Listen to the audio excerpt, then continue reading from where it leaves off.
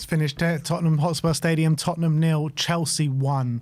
I'm sorry, that was an absolutely pathetic display from Tottenham Hotspur. It was an absolute shambles from minute 1 all the way to the last minute. Frank said before the game he wants to see Tottenham go at Chelsea. He wants to see, he wants to see us put them under pressure from minute 1. I didn't see that for 96 minutes, however long we were playing on the pitch today. I thought it was an absolute disgrace. I thought it was an absolute shambles. Every single player that took part in that game. And I put Frank in there with it because I think the tactics it was non-existent today. What tactics were there on the pitch? And I'm one of Frank's biggest fans.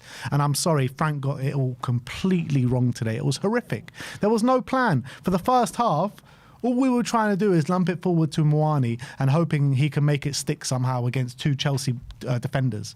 There was just nothing about us. There was no trying to play through the middle. There was no trying to play between the lines. And it's just like, what are we serving up here?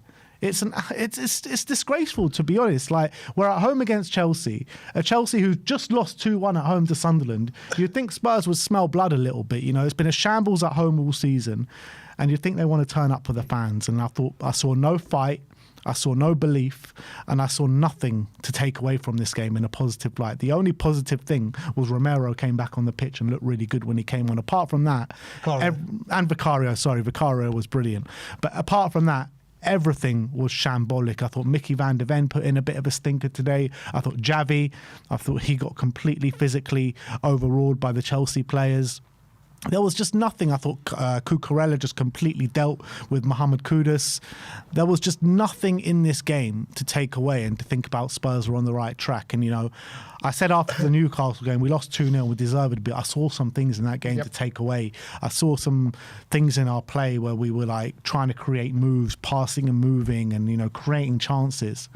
We created absolutely nothing today. Absolutely nothing. For 6 minutes at the end of the first half, 6 minutes at the end of the second half, nothing. Absolutely nothing. Like, what are we doing here? Right, so let me just first of all say I echo absolutely everything you've said. I, like you, am one of Frank's biggest defenders. I believe he will get it right.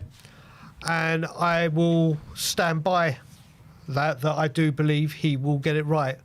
But that against Chelsea at home is totally and utterly unacceptable. There is no movement, there is no desire, there is no passion, there is no fight. As you said, we created absolutely nothing. We brought in 2 creative players in Kudus and Simmons, both extremely poor today. We've got a front line that couldn't hit a banjo at home. It's totally and utterly unacceptable. And you think, like I said, Frank takes a hell of a lot of blame. And today, me of all people, I'm immensely disappointed in his game plan, in what he's tried to get out. But you would think as well, this is a London derby and a very, very heated, passionate London derby. And you would think the players themselves would have some fight in their belly, would have some desire and want to put on a good show and literally give everything they got. They shouldn't need Gene up for this game. This game, the filth at home, West Ham at home, Spurs should have absolutely, the players should have absolutely no need to get pumped up. They should be ready. They know what these games mean to the Tottenham Hotspur fans, and a lot of them have been there long enough to know it as well. But Frank has got this horrifically wrong today. And I'm looking at it as well. Is the lack of getting goals because of the double pivot again with Paulinho and Bentancur? Is it because we just cannot string 2 passes together? Is it because there is no movement from the players? I just don't know what to say about that performance. And people know I have defended Frank. I will continue to, like you. But this was not a good day at the office. The home record for this calendar year remains absolutely shambolic. And that is on both Frank and Ange Postecoglou. And things have got to improve at home drastically, because today we went into that game and apart from Kudus' shot, we literally offered the square root of fuck all. Yeah, absolutely. At home to Chelsea, we created a 0.05 XG. You know what XG they created? They created 2.92 XG. Like 1-0 completely flattered us. Yep. Completely. Like Chelsea could have won 3 or 4-0 today at our stadium, and no one would bat an eyelid with the way the two teams played it out today. It's an absolute disgrace. They had 6 big chances to our 0 big chances. It's an absolute disgrace. Like, I can't stress it anymore, like how pathetic that performance was. And Frank needs to take a long, hard look at himself, and he needs to take a long, hard look at the tactics that we're deploying week in, week out, particularly at home. Away, it's fine. It works. Away, we're doing okay. But at home, this is no way to handle ourselves. You know, we should be the ones pressing the issue. We should be the ones asking the questions. But it just seems like week in, week out, whenever we play at home, we're just waiting to die. We're just giving them back the possession every time, and just waiting to die, just asking them to come on to us, come on to us, come on to us. And when you've got players and you're playing against players of quality, and everyone has players of quality in the Premier League. Look, even Wolves we couldn't beat at home, and Wolves have picked up 2 points all season, and they're sleepwalking to relegation. This is a Chelsea side who, fine, they might not be having the best season themselves, but we know we struggle against them every single year. We know it's a big London derby. All Spurs fans, and I said it before the game, like, all Spurs fans were confident coming into this, including myself. And I said, that's a danger, man, because every time Spurs are too confident, it always gets thrown back in our face. And by God, did it get thrown back in our faces today. And I don't know, man. I don't know what to say anymore, because these home performances seem to be getting worse rather than getting better. Yeah. I mean, we had the win against Burnley, didn't we, where we obviously played some nice stuff, and Kudus was absolutely on fire, as was Richarlison. Bournemouth was just... This was just basically another Bournemouth, really, wasn't it? Although Bournemouth played better, and absolutely Chelsea should have been... I don't think, in all honesty, even Chelsea fans would have thought they would have had it that easy. Not even that easy, that we would have been that poor. For a game like this, of this magnitude, that we would have just been as poor, as blunt as we were. And we've got to find a way with this. We've got to find some creativity. We've got to find the goal scorer. We can't, even with the goal scorers we can't give them the service. That's the thing. Like, we can have Harry Kane up front for all we want, but we can't create anything for them. We cannot create anything for them. The whole tactical setup is wrong from bottom to top. It really is. I'm sorry, but... Even the subs that came on, apart from They had nothing. I don't know if Richarlison didn't do much. Don't know if Johnson even touched the ball. Destiny in defence, right, and he's coming back from injury. Romero, it just simply, this wasn't good enough. I was full of confidence today, but when you look back at that game, that was literally just a training drill for Chelsea, wasn't it? Yeah, absolutely. I want to talk about Pedro Porro today, because I thought he was unbelievably bad. Like, he really was, because what he prides himself on is his passing ability. I don't know, what's his actual pass percentage today, because I thought he basically couldn't make a pass for us today. I'm trying to 6 crosses, 0 accurate. It says 1 unsuccessful touch. I can't find his passing metrics, but it was... What was going on with Pedro Porro today, man? Like, I feel like I've noticed this a lot this season with Pedro, where the defensive side of his game is okay, but then when it comes to where he actually makes his money and what his bread and butter is his passing and his creativity, it's just non-existent. It just seems like he's just passing it back to them, passing it out of play, giving them back possession every time. Yep, I mean, they had that very early chance that João Pedro missed from a Vicario save, which I thought was going wide, but we will never know. It doesn't really matter now. But that was from Porro giving the ball away needlessly. Like you said, I mean, we saw his shocker in his debut against Leicester. Yeah. And that was a shocker. And obviously the team were in a mess then, and he was playing out of position. But you don't expect these type of performances from Pedro Porro. And in a game where we've been lacking creativity and we know what he can deliver, who knows? I mean, is this playing every single game, non-stop, throughout the time he's been here, being Mr. Are these times catching up with him, and he needs a rest? And I mean, like, a full game off, because if there's one player we just overplay and overplay and overplay and overplay, it's Pedro Porro. And today, his passing was absolutely, I can't even think of a word for it. No. Abysmal. Let's go with abysmal. And you know what? For everything, we got so lucky today. First of all, that only finished 1-0. And second of all, that we ended the game with 11 men. Because Bentancur should most definitely have been sent off. Definitely. That was a horrific challenge. Studs up in the ankle. Was it on Enzo Fernandez, I think it was. Like, I don't know how the VAR didn't go... Reece James, I'm sorry. I don't know how the ref didn't go back or the VAR didn't go back and look at it and overturn the decision, because I thought that was a horrific challenge. I'm absolutely mystified to how we've seen VAR call the referee over to review certain tackles, and some of them haven't been as bad as that. This is coming from Spurs fans. That was an absolutely horrific tackle, and it could have been a lot worse. And how VAR didn't get involved there. We talk about the deficiencies in VAR, but I'm sorry, to be balanced and to be fair, Bentancur, you're one lucky sod. You should have been getting your marching orders before half-time, a blatant red. Thing is, right, I could take losing. How many times have we seen us lose to Chelsea in our lifetime? Like, countless amount of time. I can take losing if you can see that fight, that passion, the idea, the identity, the plan. Yep. But we saw none of that today. Correct. Absolutely none of it. That's the thing that's so hard to take, because us as Spurs fans, with a new manager, with everything so new, you want to see something to go on. You want to see something to grab. You want to see something to believe in. But when you see performances like that, it's just like, what are we? There's nothing to believe in. There's nothing to grab onto. No, and you look at it now, we've got a big week with Copenhagen at home.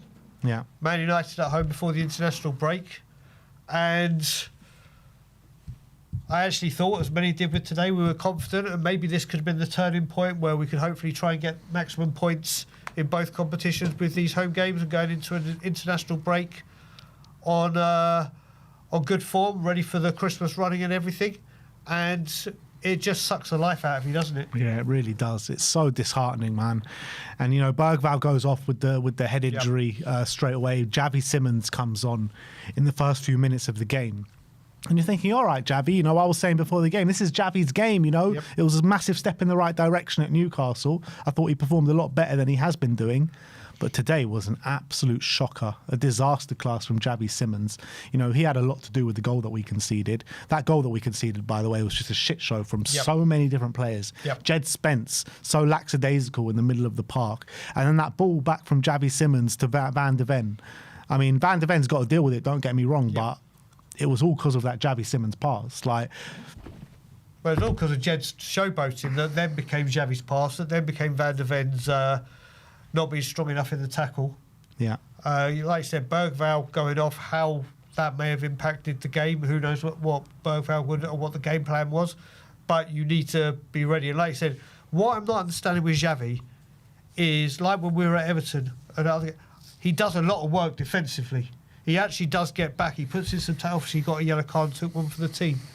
But he's offering more as a defensive backup or cover for the left winger, left back, than he is going forward. And yes, we talk about him being slight.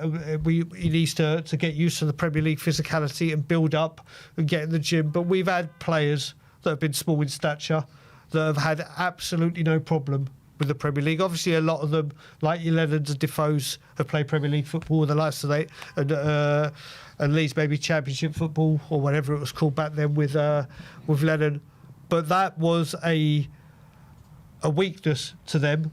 But they used their other strengths to make it less. Their weaknesses not count as much. But Xavi has got to find his mojo. We have got to get him into spaces, and he's got to find some confidence. But I felt like the most time when he did find those spaces today, he was just physically just not up to it. And I thought the Chelsea players just, calmly and easily took the ball off him every time.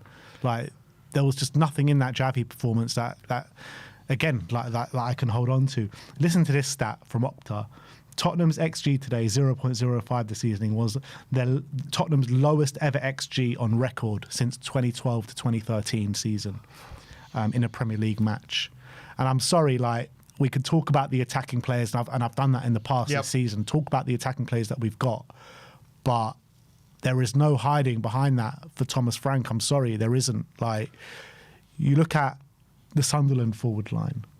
Yep. They're able to create a hell of a lot more than that against this Chelsea side. And don't tell me the players on that pitch for Spurs in the forward line are not as good as the players that Sunderland got on their forward line. Oh, no, 100%. I mean, I'll be the first one to retweet and post and talk about when I come on here about all the positive things about Frank. Well, when the shoe's on the other foot, you got to call it out. And that is totally unacceptable. He has got to... Whether he uses this I know we've got 2 big games now. Whether he uses this international break with Justin Concrane and everyone, they have got to find an answer to this question, because Richie is not working. Mawani has hardly had a chance. Solanke, God knows when he'll be back. Tell has had that game against Leeds where he scored a goal. They're not the answers. I mean, it's even given Dane Scarlett. You know, what has Dane Scarlett got to do to get a game? If this front line can't... But then again, we can't bloody well create. So, again, when we look at it, a lot of us, including myself, have been asking, where's Pape Matar Sarr? Why isn't he playing? Why he was key at the beginning? He's on today. Nothing. Did absolutely nothing. Yeah. Absolutely nothing. So it shows in some way the job that Frank's got on at the moment and how much we need support in Chelsea. I'm not saying this as a praise to Thomas Frank, but our squad isn't as deep and as good as we think it is to play regularly in 4 competitions, well, 3 now. We've all been saying about having Sarr and Bergvall to stop this double pivot. Obviously, we can't talk about Bergvall today, but Sarr came in. And you would have thought Sarr, with his drive, his energy, his way of bringing the ball forward, he would have offered something. Absolutely nothing. Yeah. Nothing. And, you know, we're getting excited every time the ball goes out for a corner, because that's seemingly the only way that we're able to score goals and worry oppositions. Every single corner today goes into the hands of Roberto Sanchez. Yeah, apart from that one that Porro almost scored himself directly. Apart from that, that was the only decent corner that we had, and something that we've been rightfully praising. When you look at it and Spurs get set pieces, we've been so effective with them. Whether people like the fact that we're effective, whether they think that's not the way to win games or score goals, well, at the moment, it's our main way of scoring goals, and the set pieces today were not good. You'd expect better delivery from Porro, from Kudus, and we were saying, let's try and pepper, and I hate using that goddamn phrase, Sanchez. Didn't give him anything. He probably thought, my God, if I had an easier day in Chelsea's goal. Yeah. Chelsea generated more XG in second half goal difference in extra time, stoppage time today than Spurs did the entire game. That's it, mate. Honestly, do you know what? It's no matter what you say about this, Thomas, and I'm saying again, there's a huge... If he comes out and says we played well in parts today, then I will...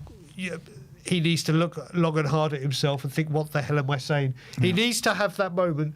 Do you remember when Conte was at Chelsea and he kept trying his formation and then he goes, this ain't working, I'm going back to 3-4-3, and they flew? Yeah. He needs to sit down, look at the players he's got and say, right, this isn't working. I'm at Tottenham Hotspur now. I have these players available. I need to find a system where I can get the best out of all of them, because this isn't working. No, it's not working. But any stretch of the imagination, it was an absolute shambles, and it was an embarrassment and a pathetic performance from everyone involved. And I think the manager's got to take the most blame out of everyone today, I'm afraid to say. So, yeah, look, we lost 1-0 today. It should have been a lot more. That's all we can really say on the matter. So I will say, though, what we will say is I do believe Frank will get it right. I do believe a couple of windows, get his players in, get his strikers in like he did at Brentford, and he got them flying. I think we'll be absolutely fine, and all this Frank out nonsense will go away and we'll be on the right path. But he needs to look at what's going on right now, especially at home, and say this needs to change. Yeah, and you think about it as well, it's like, it's only 1-0, as much as we've been battered for pretty much the whole game. It's only 1-0. You would think at one point towards the end, last 10 minutes, last 15 minutes, there'd be some urgency. You know, Spurs would go for it a little bit. Because we've seen, like, as soon as we go 1-0 down at Newcastle, we went for it a little bit, and you saw some attacking play. Well, where was that today? There's just nothing. Yeah, and do you know what? The other thing to add, and fair play, because I've called it out a lot of times, I know you have, about the lack of atmosphere at the home ground. Well, they turned up today. They turned up today. The fans turned up today. Reminds me of Conte against Milan when he said turn up, and the Spurs fans did, and then it went flat because of the performance by the players. So the Spurs fans did exactly what Spurs, the players have wanted, needed, and us fans have wanted to see at the home ground, and they reciprocated with a pile of shit. Yeah, the reality is Robert Sanchez could have had a sleeping bag and put it out in front in goal today, and we still wouldn't have made a dent or made him make a save. So absolutely embarrassing, like I say. 1-0 to Chelsea at the Tottenham Hotspur Stadium. We suffer yet another loss to Chelsea, and that is all we're going to say on the matter, as we have got a host of guests to bring on. Let's get this jabroni on, because we may as well have had Emerson Royale at right back. How poor Porro played today, so let's bring him on. How you doing, Barry? What's up, Buzzer? Wow, big up everybody. Tottenham Hotspur, the gift that keeps on giving. Another Halloween nightmare. They ain't giving gifts to us, mate. That's for sure. Well, they're giving gifts everywhere else. Mate. They're giving gifts to the. They're giving gifts to the Frank Out brigade. They're giving gifts to you and Sim are in the mud, because you obviously were talking up Xavi Simons, who at the moment, I hate to say it, is not a Premier League player by any stretch of the imagination. He's weak. He's just low in confidence. The system isn't suiting him. He just needs to have a rest. And you wouldn't have seen this, Ben, but. And you will see it later. There's a tweet. Jed Spence and Mickey van der Ven completely ignored Frank when they went off the pitch at full time. Really? Yeah. Amir just put it in the group. Completely. Not only did they ignore him, Jed Spence just walked past and went like that, as if he was going to shake his hand. And Frank's just looking at both him and Mickey van der Ven, and they just blanked him and just walked off. Bloody hell. So look, it was a nightmare. We had a look, Vicario. If we start from the back, Vicario, for all the hate and all the everything that he's been getting from his shot stopping the last few weeks, he shot stopping wise, absolutely not an issue. Passing the ball out from the back, I mean, we saw near the end he was just kicking the ball forward and it just wasn't happening. But without him, that game's probably 4-5-6-0, right? Yeah. So, Van der Ven just looked without... I mean, it's amazing. Romero comes on and he's probably our best player, which is ironic because it's a London derby and everyone else should be up for it. I think, obviously, people have been making excuses all this time. Oh, why is Sarr not playing? Why is Bergvall not playing? Why is Odegaard not playing? Well, we saw today why they're not playing. All right, Bergvall went off because of his thing. Sarr was anonymous. These players simply aren't good enough for the way that Frank wants to play football and for the way that we need to play football. And I think that's what we need to remember. We think we see a good game. Oh my God, this player's amazing. We see another game. Oh my God, and we were all having a ding dong. Me and Brains were having a ding dong about it the other day. They're just not good enough, these players. Porro, I mean, Brains summed it up earlier. He said he's been 3 or 4 out of 10 all season, and that was his worst performance today. Yeah. He's not been great all season. I think Spence, I don't know whether it's been since he's been called up to the England squad. He looks a shadow of his former self from weeks back. Bentancur, it was a naughty tackle. I know you guys were saying it was a red.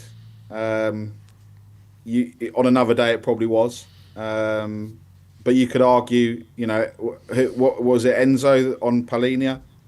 I think on another day that could have been a red.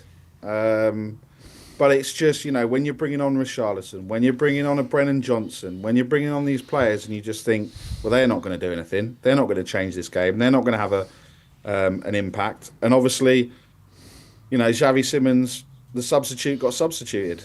And that's not going to help him by any stretch of the imagination. I think we've got a massive week coming up, and I don't think it's going to get any better. Just thankfully, Man United didn't get that 4th win in a row, and old matey boy would have probably been there cutting his hair on next weekend against Man United, because they definitely would have got the 5th win in a row if that would have happened. But we say it all the time, right? We wanted patience. There's people calling, at least we gave it a go. You can't really disagree last season. Sims probably sat there going, well, at least under Ange, we gave it a go. With 9 men, we gave it a go against Chelsea this time last season. 2 years ago. But it's 2 years ago, sorry. Yeah, but I don't know what to say anymore. I just think this is what we're going to see, these performances week in, week out. And it's not going to be until January. I think it's going to be until the summer, until we get more players in. The first Barry, I get what you're saying about the play. Some of the players not being good enough, which is fair enough. But do you not think that Frank should be getting a lot more out of them? Because to create a 0.05 xG today, the lowest ever on record in the Premier League since records began in 2012, like no matter who you got on the pitch, that is nowhere near good enough. No, it's not. Look, it's not good. That's why XG is nonsense, right? That's why I think it's nonsense. You're the wrong person to ask about XG. Say to Josh King, that's why XG is nonsense. But Barry, I'm with you on that. XG, I can't stand it. But look, at the end of the day, it isn't good enough from Frank. It's not good enough from these players. It's not good enough from everyone. I think. Do you know what? I think the other thing that's not helped, and it's not about making excuses, but Levy's gone. But it's actually got worse. Like, you'd think that it would actually get better, but it's gone the other way. There hasn't been a transfer window since Levy, so that we can't judge. And we went about 6-7 games winless.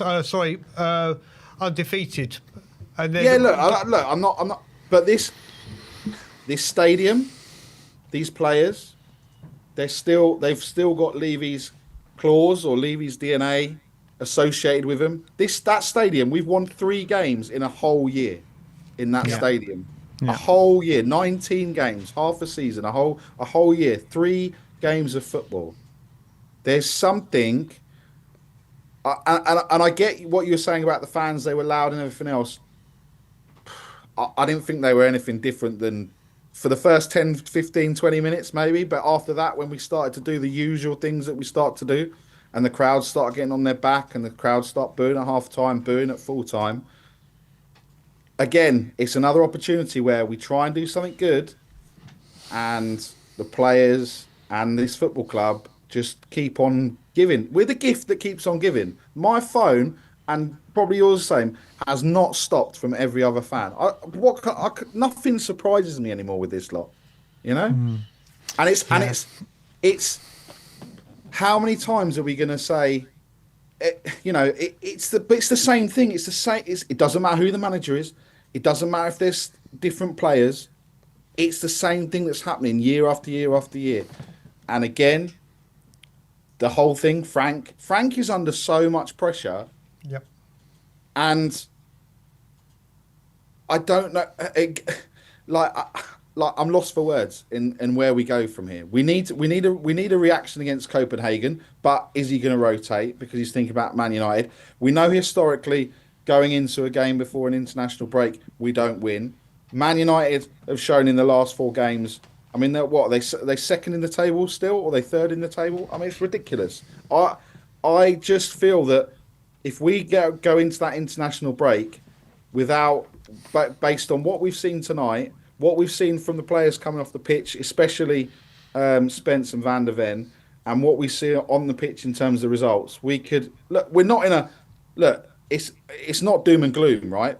And we're a million miles away from where we were last season. But something has to change at home because it's just not good enough. Something has to change with these players, and for the fans that are going week in, week out, the ones that are paying their money, let's make it like an away game. Because that's the only way that stadium changes, if it's like an away game. And if anyone's been to an away game, it is non-stop. And you hear the fans over the home fans the whole time. And I don't know how you replicate that. Because I'm sorry, there are people there that didn't. There's so many people. I'm ill. I can't go. I'm doing this. I'm doing that. I'm doing all the other things.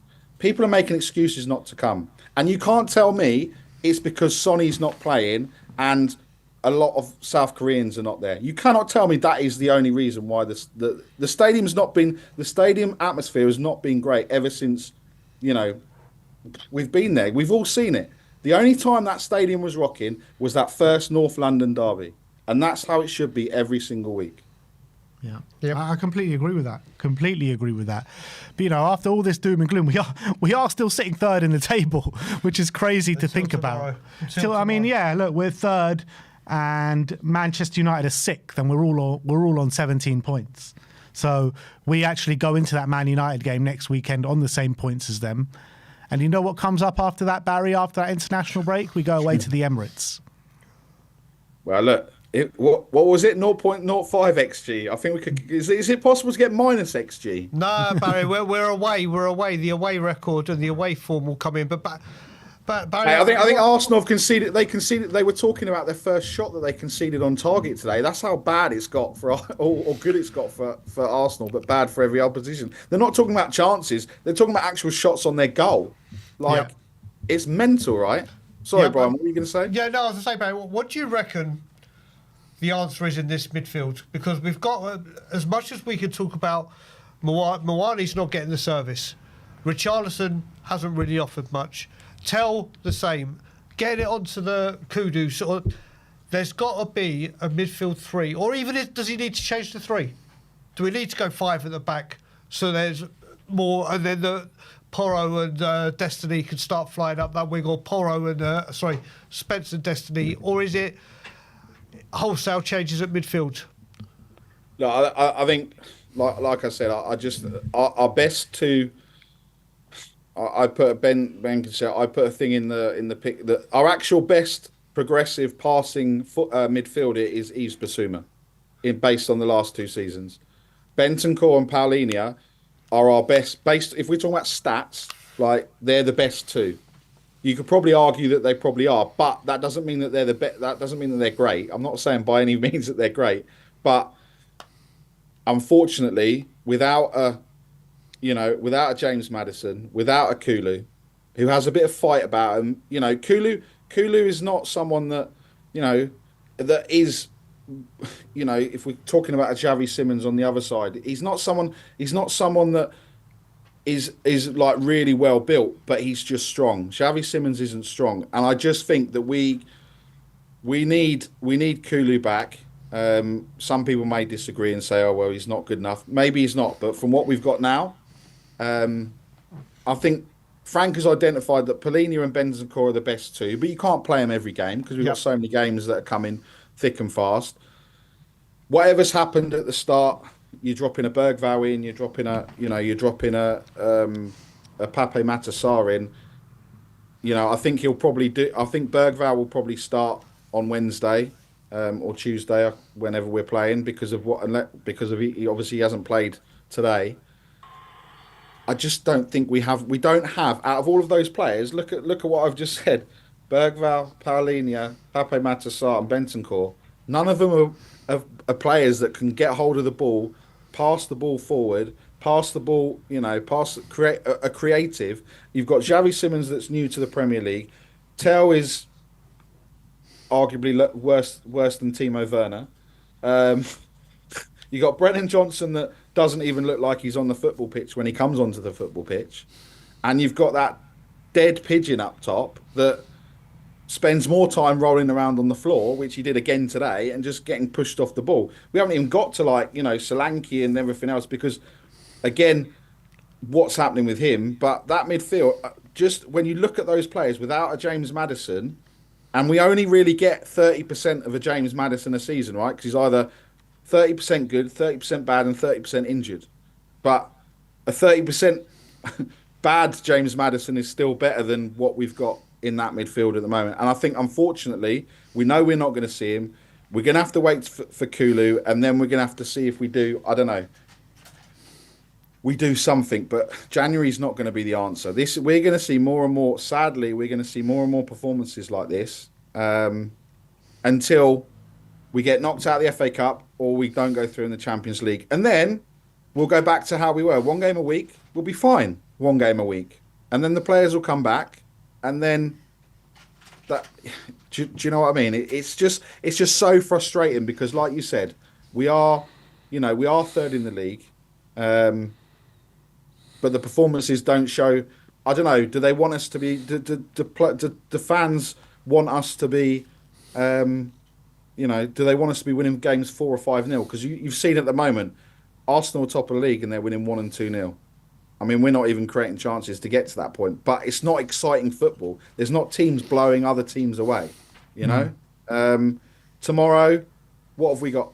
Potentially, we could still be third tomorrow after all the games because, Sunderland at Everton on Monday night, Bournemouth are playing City. Yep. Could still be in third.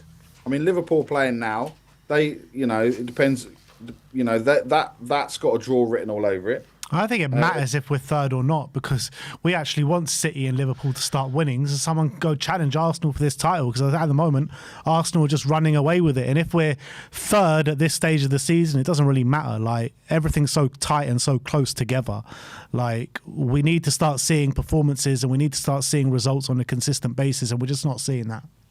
But could you imagine Arsenal being if City win, they'll be 6 points behind them. 6 points. It's just a real worry. We're doing the same thing. 10 games gone, 28 to go, and we're worrying about Arsenal winning the league. Yeah. And that we've got so many more problems. And I said, Levy's gone. We've got all these all this announcement, all these people coming in, player profiles, coaches, medical team, everything else. But there is. I don't know. That ground is like on some Indian voodoo burial ground, man. There's something going on with that. All of that crushed up.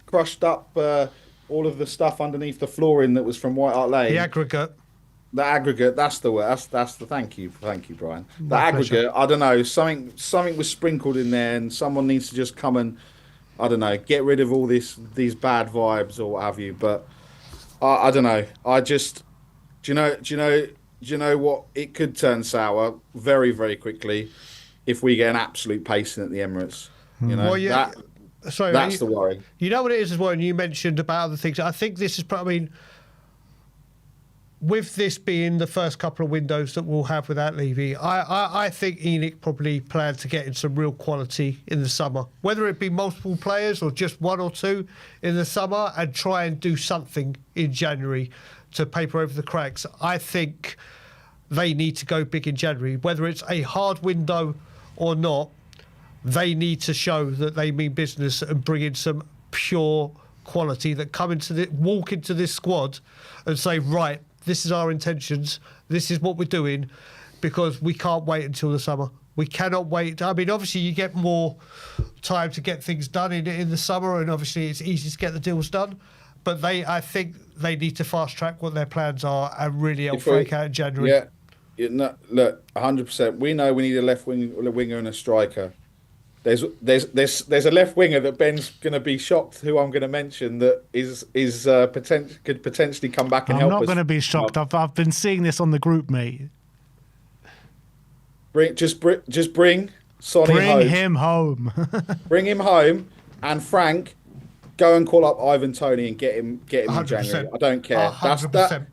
Those two are what we need in January. And if we're really serious, and I mean really serious, then we go all out and we go and get Harry Kane back in the summer. Yep. I know he's probably not going to come this summer, but that's what we need to be doing, because look how much we miss those two. It's night and day between what we've got. We've got nothing up top. We've got nothing. So you know what, Nick, as well, you look at it, a Morgan Gibbs-White, an Adam Wharton, or a player of that ilk that has signed as the number 8.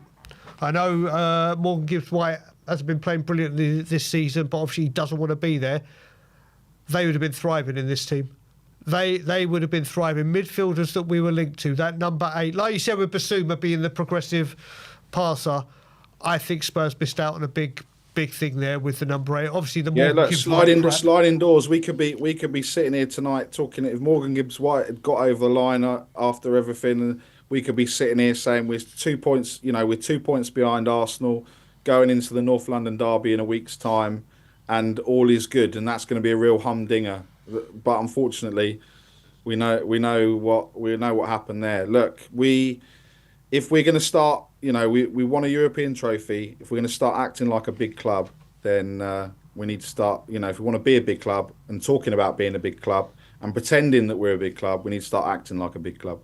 Correct. And I'll leave that with you boys. Big up to you, Barry. Yeah, look. At the end of the day, guys, we're not going to see amazing performances between now and Christmas. I don't think, but we need to stay patient because you never know what's going to happen. Yep. Barry, thanks for coming on. See you mate. later, bro. See you next time. See you later. I just want to bring up this clip that's doing the rounds at the moment with Van de Ven and Jed Spence, and you know what? It could be a bit telling. This clip. Can we put it on big screen? If we put it on big screen, just look at this. So big up to Chris Cowlin for bringing us this clip. But as you see, there's Thomas Frank. I think our screen might be in the way of it.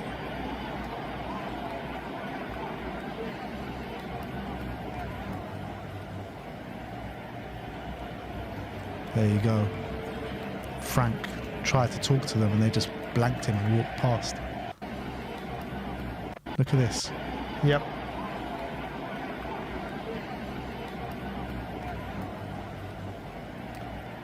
That is not a good look at all. No, And that's it's his not. captain as well.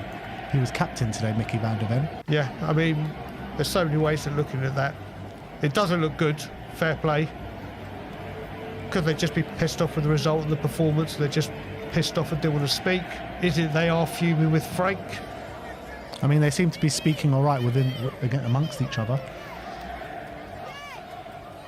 What do you make out of that? I don't know. Because I mean, just that clip in itself does tell you there's something going on. Do they not like the way that Frank has set them up? Yeah, I mean, last week. That looks really bad to me. It does. I mean, it does look bad. I mean, the way that last week Van de Ven was being pushed by everything. Look, I don't know, but yeah, it does not look good. It does not look good. I mean, that's really worrying, in my opinion. Yep. Because you're talking about a person that's been named in the leadership group. Spence, Spence is Spence, but Yep. from Spence, like, he's a pretty nonchalant character anyway. So if it was just him, I wouldn't be as worried. But because Van de Ven's there and captain today, big player for Frank. Frank's put him in the leadership group, and Yep. even he's blanking him. Yep, it's not a good look. It really isn't. And we'll see what happens. But that is not a good look. No, not at all. Anyone else here? All right, let's move on and let's go to Stephen. Stephen, Hey, buddy. really poor Hi, display hi. today. What's your opinions on the game today, mate? Shocking, awful. I turned it off after 40, about 55 minutes. I just had enough. I didn't watch it. I didn't watch the rest of it. I just had enough. You didn't miss much. Because I was just awful. But I watched some clips back, and what's going on with these free kicks? She said all your players up for these free kicks. You're 1-0 down, and then what? You pass the ball back, or you do a little flick between each other. What's going on there? We're just lacking so much creativity, and it does fall on the manager today. Unfortunately, he got Yep. the lineup completely wrong today. What would you have started differently? What would you have started with? To be honest with you guys, I don't know. It's been awful. Well, it hasn't been great all season, has it really? But yeah, I just don't know. But that clip does not look good. It really doesn't. Look What do you good. read into it? Well, what's happened in the past with these leadership groups. Once the leadership groups aren't on side, they usually win and the manager goes. But I don't. But are we not too early for that? We're 10 games into the season. Well, it depends, doesn't it? Because obviously, Daniel Levy. We know what Daniel Levy would have done. But the Lewis group, they want to see us being a success. But to be honest with you guys, I cannot see us winning another league game at home this season. Wow. This season. Another league game What this do you mean season. until January. Yeah, but you know, all right, we've lost 3 already, but we don't win another home game. We keep losing at home. That will turn into, you know, it could end up same situation as last year. I'm hoping it doesn't happen. But yeah, I don't know, guys. That's the first time in probably even I didn't even do that under Ange. You know, turn the TV off after 55 minutes. I didn't do it. I just got fed up and I just watched something else. So I was a bit like, well, so I mean, what do you guys think? This needs to be a huge reality check for Thomas Frank. It really does. He needs to say, right, this ain't working, especially at home. Or let's just say home. Forget away because we know how well we're doing. Yeah. You can't do this. These style of performances, the style of play, it's just not working. It's how the thing is, how does he solve it with what he's got till January? Like we were saying with Barry, people call for Sarr. I was one of them. People call for Bergvall. Obviously, can't really count today. No. They've done it. They've done nothing. The Bentancur and Paulinho thing can't be done at home anymore. It just can't.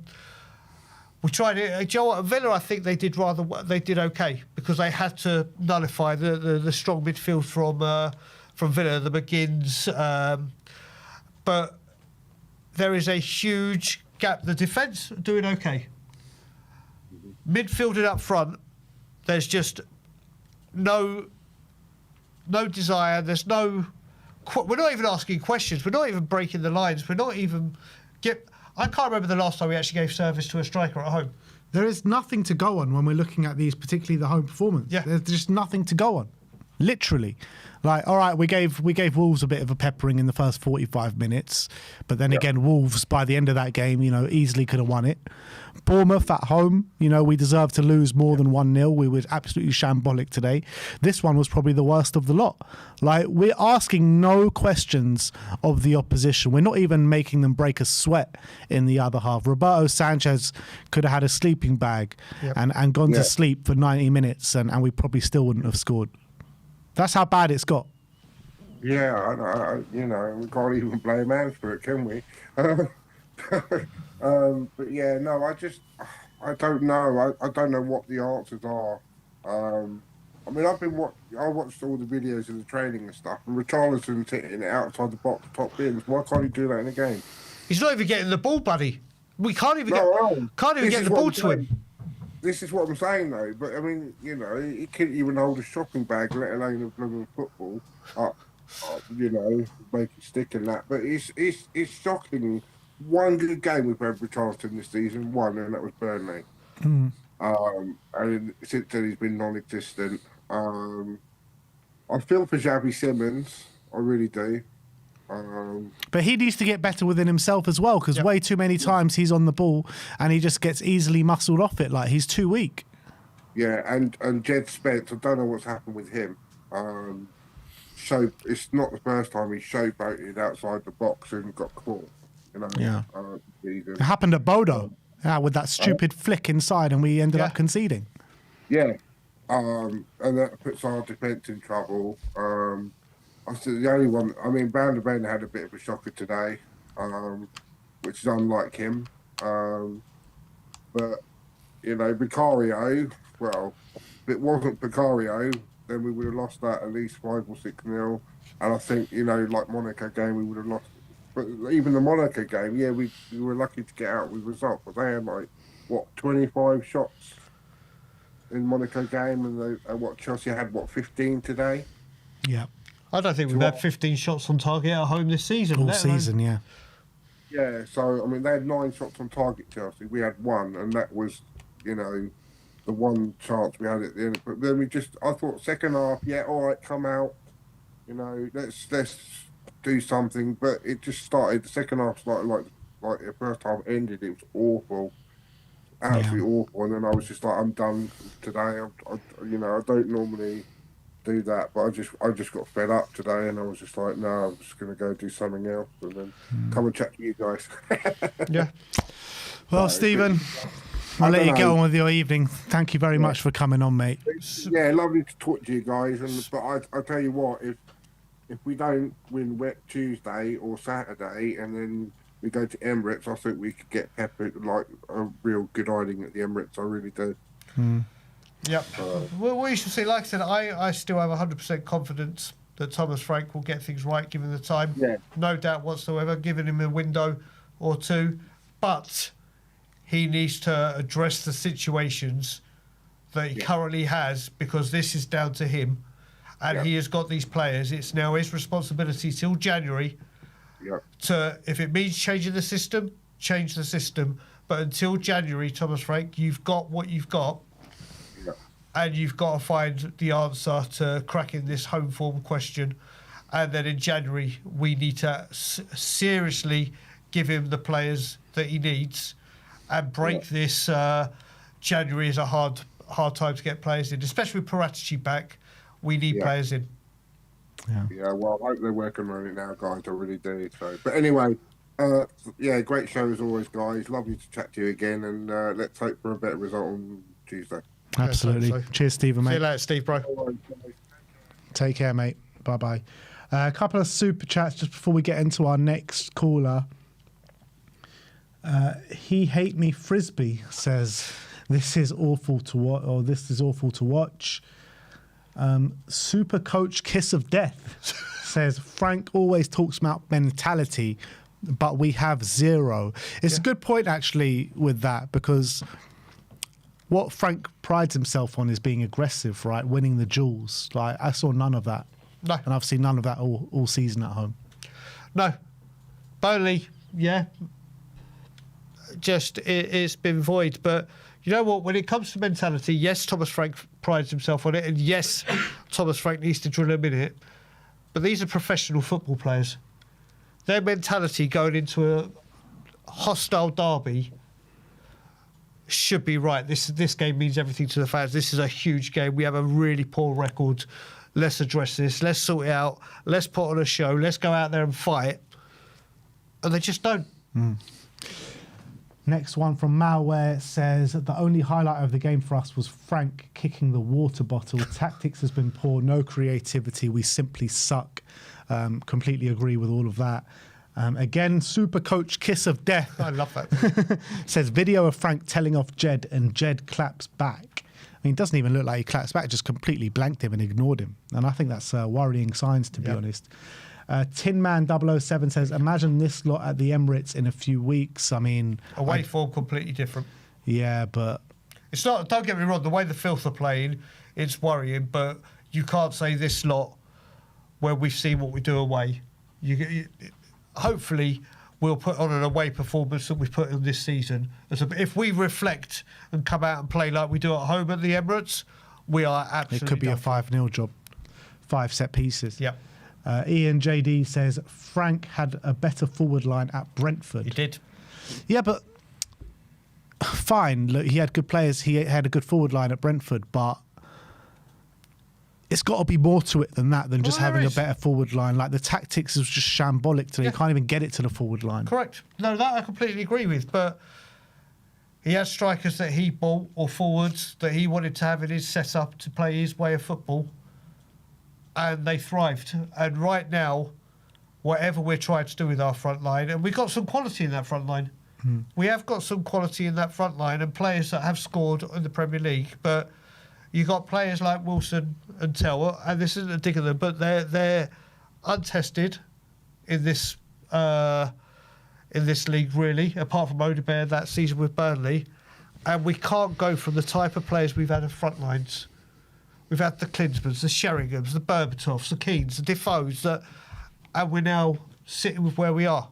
Yeah.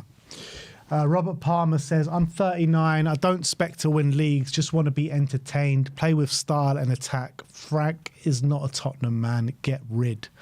What would you say to that, Brian? Just say, I don't know where we are. I mean, I've seen, again, all these people say Anjin, which is the most stupidest thing I've ever heard.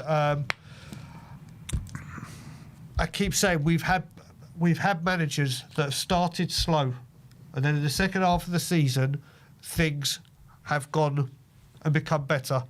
We can't judge people on 10 Premier League games, 3 Champions League games, and 2 Carabao Cup games.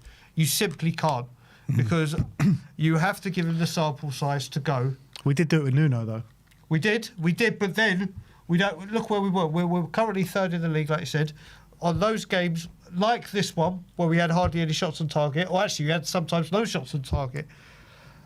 Nuno, correct, we did, but we're in a better position with Frank. We're playing 4 games of football a week, or not 4 games a week, 4 competitions, which is now 3. We need to get. He needs time. He needs time. Yeah. And the last one is Liberty Budio saying, can we stop making scapegoats? This is on Frank. Poor players scored and created under Ange tactics. Ange never scored goals on set pieces. I mean, look, Ange brought his own different problems when he was our manager, and we couldn't keep it out at the other end of the pitch, you know. We are, before this weekend, we were the top goal scorers in the Premier League, and we had also, on top of that, the most goals from open play in the league before this game. Ball was kicked today. So, and Ange lost 22 games last season, so there's give and take. There's give and take with both managers. I don't think, like, at this moment in time, what we've seen from Frank hasn't been good enough. But what we saw over the span of 2 years under Ange wasn't good enough either. Exactly. Ange, we look better at times, or a lot of times, especially at home. But we also conceded for fun. Absolutely conceded for fun. And I'm sorry, I want 3 points over a good performance every day of the week. But we're not getting either at this moment in time. Or in this game at home. Yeah. All right, let's go on to our next guest. Goes by the name of Jack. Jack, how you doing, mate? Big out, Jack. Pretty pissed off after that performance, I can't lie. Yeah, don't blame you, mate. I do not blame you at all. What do you put that performance down to? You know, a lot of people blaming the quality of the player, the tactics deployed. What's your thoughts on it? I mean, I don't know. I mean, attacking wise, again, at home, another atrocious display going forward. Xavi Simons getting bumped off the ball so easily. Richarlison, probably like Barry said at the start, probably spending more time on the ground than actually up on the pitch. I mean, who was on the left today? Like, we didn't really play with a left winger. I mean, we had Xavi. Simons who came on, obviously. But, like, what I don't understand Frank's plan going forward. I mean, I'm not Frank out. I think you can't, like Brian said, I don't think you can judge a manager based on a few, like 10 games, 3 games, 2 games, whatever it was. But I don't think you can judge a manager off that. But the performances have to change. I mean, we got a Champions League game in a few days. We got Man United. Then it's an international break. Then we got away at the Emirates. So the fixtures aren't getting any easier. And we need to turn this around. Yeah, absolutely. I just can't, for the life of me, think what the plan was today, because all too often, you know, we've got this Xavi off the left floating into the middle, we've got Kudus on the right, but we're just trying to bypass everyone every time and just smash it long to Muani, and Muani is dealing with 2 defenders at the time, and we're just asking him to do gods and the miracles that that he can't do. You know, he can't do it all on his own every time. Maybe one time it kind of can flick off a Chelsea player and he can find the ball, but it just seems like we're just trying to hit it long to Muani every time and hope for miracles. Yeah, I think we're missing Solanke up top a little bit. I mean, again, with the scoreline, 1-0, could have been about 5. All the Spurs fans saying, oh, Vicario's crap, let's sell him in January. And then he just goes off and pulls off that. Like, Chelsea could have scored 5 today. Like, Yeah. And, you know, Spurs we should be looking at that, especially when we get to like the 85th minute and going, okay, we're lucky it's only 1-0, but we can still get back into this, you know? But the mentality was here. There was no mentality. There was no desire to go and win the game. And yeah, it was just a complete shit show from minute 1, to be honest. I mean, the goal that we conceded, like, we had the ball. We lost it. Spence lost it. Then we win it back. Van der Ven has it, plays it to Simmons. Simmons plays a hospital pass back to Van der Ven. And then it's a 50-50, and then Chelsea come away with it, and João Pedro scores. What a surprise. It's João Pedro. Scored he had 3 shots in the past few games, comes away to Spurs. What happens? What a surprise. Yeah, but and he missed a sitter as well towards the end. Like, he could have scored a hat-trick today, João Pedro. That's what I was saying, like the shots that Chelsea had, like João Pedro had a few, and like you said, he could have got a hat-trick, and Vicario coming up again with brilliant saves, but the performances have to be questioned with Spence and Van der Ven not shaking Frank's hand at the end or whatever that was all about. Yeah, what do you make out of that? I mean, it's quite. I mean, like you said, Ben, on the post-match show or whatever it was. Van der Ven. Spence is more understandable. I mean, Spence is like it's kind of more understandable if he does that. But Van der Ven, he was the captain today, well, for most of the game until Romero came on. So, I mean, it's just it kind of stinks. Like if the relationship between the manager and the players is not good, then you have to start to question, are these do the players want to play for Frank? And like, I know it sounds a bit ridiculous, like, oh, the players don't want to play for Frank. I'm sure they do, but like, when you're not shaking your manager's hand at the end, apparently that he was pointing at Spence, telling him off, as opposed to actually trying to shake his hand. Oh well, yeah, that's not going to look good. Whatever player that is, but the relationship between the manager and the coach. Sorry, not the manager and the coach. The manager and the players has to be good, because if it's not, then it's going to be very hard to win games. And oh man, we got a tough run of games coming up, and I'm a bit nervous. Yeah, and one of those games is at the Emirates. Another one is Don't worry, it's away. We're always good away. It's away. We'll be fine. Exactly, Jack. Exactly what I said. Yeah, I agree. Oh, mate, Jack, it's just so hard watching these games, man. It's just so hard. And look, at the end of the day, Frank has got a massive job on his hands now, doesn't he? He needs to figure out, because Frank prides himself on tactical flexibility, finding answers, changing it when it doesn't work. We haven't seen that as of yet, particularly at home. Do you think he can find the answers?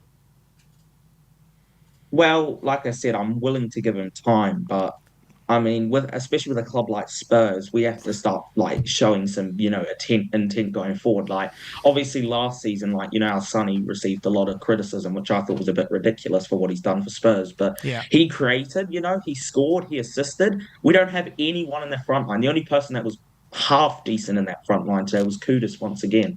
And he wasn't even that good, but at least he was trying to make something happen, But the other front players, like Kolo Muani, like we kept booting it up to him, like you said, and he couldn't really do anything. I mean, it sucks. And again, in the midfield as well, the double pivot with Polina and Bentancur, like I said, I've said this a few times, like against like PSG, you can probably play them because you want to sit back and defend. But against Chelsea, Chelsea lost to Sunderland last week. Like you want to go, okay, let's continue their bad form. And then the players just come out. Looks like they've never played with each other. The game just looks like a shit show. And we lose at home once again. Our home form. Is it 3 wins this year at home? Calendar year, yeah. Is that just in the Premier League, or is that in all competitions? Premier League. Yeah, it's got to be in the Premier League because we won a few in the Europa League, didn't we? Oh, yeah, of course, yeah. But like, Villarreal. Yeah. But like, just in the Premier League, like that's still atrocious. Like, look, Jack, you're quite a bit younger than us, and I don't ever remember our home form ever being as bad as this ever.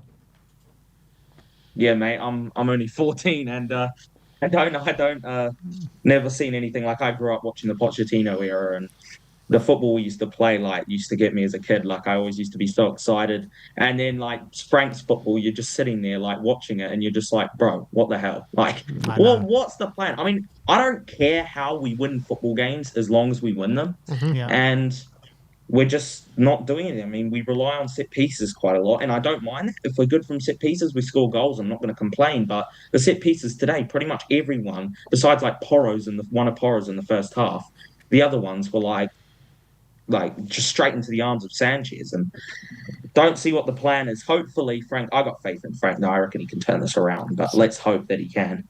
All right, Jack. Let's hope so, mate. Thanks for coming on today. Big up, Jack. Big up the Spurs. Come on, you Spurs. Just seems like Groundhog Day, man. Every single time. Let's bring on Mr. Stelios. Stel. Big up, Stel, bro. Another defeat at home. Another defeat to Chelsea. What went wrong today? Good evening. Hello, Brian, Ben. Big up the chat, everyone, as always. What went wrong today? What went right? I mean, I didn't go to the game, and I knew we weren't going to win this, guys. I knew we weren't going to win because, one, we always struggle against Chelsea. And two, just the way we've been playing for the past 3-4 weeks, you can see where it's all heading. And before we played Monaco, we had 10 games coming up. So Monaco, then it was... I didn't play after Monaco. Was it Aston Villa? Yeah. Villa. Then we had... I think Everton, then Newcastle, and now this game. And I said this 10-game run, if I'm honest about it, we're only going to win 2 games at the most. And I think I'm going to be right. And the reason I said it is because the way we're playing, it's not sustainable. And when I look at today's game, it begins with the Newcastle game. I came on after the Newcastle game and I said, I disagree with Frank resting so many players. You've got to go for the cup. This is the only cup we can win. But the counter argument is, but we've got to rest players because we've got Chelsea. Okay. Well, that didn't work, did it? Because we rested players for the Chelsea game and we lost. But we didn't just lose. We were awful, guys. We were absolutely woeful today. I would encourage every Spurs fan who watches this channel who criticised me last game for saying that I would sell Richarlison, Johnson, Odobert, Tell, Gray. I would sell them all because they're not good enough. I would challenge all those fans to come on the show now and defend those players. Defend to me how they're good enough for Tottenham Hotspur. It's easy to... Yeah. No, I get what you're saying, and I agree with you. These players are not good enough. I do agree. They're not good enough, mate. No, I agree with you. I totally agree with you. But today, what could they have done? Because they didn't even get the ball. Like, the tactics today was just horrific. Yeah, I was going to come on to Frank, but I just wanted to let those fans know because they're very confident criticising me when I say players aren't good at the club. You know, you guys let everyone come on and chat. So I encourage them, come on and have your say. I'd like to hear what you think is good about those players because they're rubbish. Tactics-wise, I think what is happening with Spurs, and I said it on the Spurs 5 channel a couple of weeks ago, our passage of play is too repetitive. We play out from the back when we shouldn't. So today... listen, we've got to compliment Chelsea. I don't want to, but I'm going to because it's honest. Their pressing game was really good. Yep. They pressed us extremely well and effectively. So stop trying to pass it. Play it over the top. Bypass their press. But we kept trying to play out from the back. And even when we were under pressure, the way we were playing at the back, it was like handball. They forced us into errors. They forced us into mistakes. And it's where their goal came from. So playing out from the back when under pressure... I don't think it's a good thing to do unless you've got outstanding players where they can play one-touch football and quickly and zip it around the press, which we don't. So instead of trying to play out from the back, and by the way, that was coached. They were told to do that because you can see they're doing what they practiced. Mm-hmm. The tactic has to change. When a team is good at pressing, you've got to play over them, not through them, because you saw what happens today when we try and do that. The second thing is, we're very dependent on wing play, and I think we need to mix it up and tactically change the shape so that we can play more through the middle of the pitch and not just the wide areas. And that means a tactical change in order to do that. We might not have the players to pull it off, but I think we should at least give it a go because the constant obsession with playing down the flanks, it doesn't work for us, guys. It doesn't work for us. And do you know, I've got to give some compliments to Vicario because even I've criticised him about his catching of the ball and sometimes his parrying. Yet again, he was outstanding today. Yep. The saves he made, it could have been 4-5-0. So as much as it wasn't good today, we've got to praise Vicario, guys, because he got a lot of stick from us Spurs fans. And I thought he was brilliant again today, despite the result. Yeah, if it wasn't for him... could have easily been 3, 4, 5. Take your pick, no matter what, 100%. And also another player I think deserves some praise is Romero when he came on. I think those two are the only ones probably that come out with any credit in this game. Did you see the clip with Spence and Van de Ven and Thomas Frank after the game? No. Tell me though. Tell me. So Frank is kind of on the sideline or just onto the pitch, and Spence and Van der Ven are walking together, complaining with each other, and kind of Frank goes over to them and he's kind of like pointing his finger at Spence. Must have been telling him off or something, and both of them just completely blank him and walk off the pitch. It was not a good look. Look, we've seen this before with previous managers, where there's a conflict or a disagreement, or we've seen maybe the fans having a tear up with the manager. We've seen this before with many managers. The reason it's happening is because the home form is really poor. And when the performances are bad, players are going to be frustrated, fans are going to be frustrated, and it's almost releasing the frustration, it's releasing the anger. What has to happen is Frank just needs to adapt the team when we're at home, so we're a bit more risk-taking. It doesn't feel like the shackles are tied on as much, and he's got to be given time to suss it out, okay? I've not come on here to bash Frank. Listen, I think Frank's making mistakes, and I think Frank is doing things that don't make sense to me. But I'm not going to have a go at him, because I really believe he needs a season to properly suss it out. Who's who, what's what, what's this squad really like? Today, the manager would have learned, when the shit hits the fan in a London derby, what players can I look at and say they're going to try and raise the team, or they can still play. He also needs to look at himself and say, what could I have done differently maybe? But these things take time. So I'm sure that little bust up will get sorted out. If I've just sent it to you, by the way, Stel. I just sent it to your phone if you want to have a quick look. All right, Stel, also, whilst you're having a look at that, as you said about taking the shackles off, where do you see those changes come that will take the shackles off of Spurs? I think that midfield needs a complete rejig, or go to three at the back and have Destiny and Porro flying through. Where do you see it as the rejig to take the shackles off comes from?